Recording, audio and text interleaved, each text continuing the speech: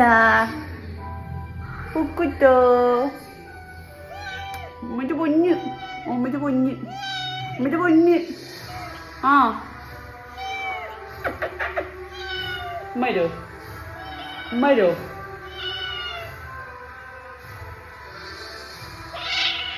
show ആ ഇവിടെ നോക്ക് അതെ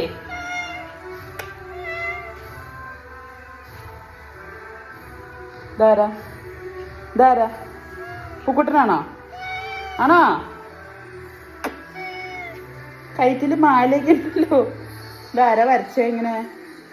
ജന്മന കിട്ടിയതാണല്ലേ ആ പല്ല് കാണിച്ചു കൊടുത്തേ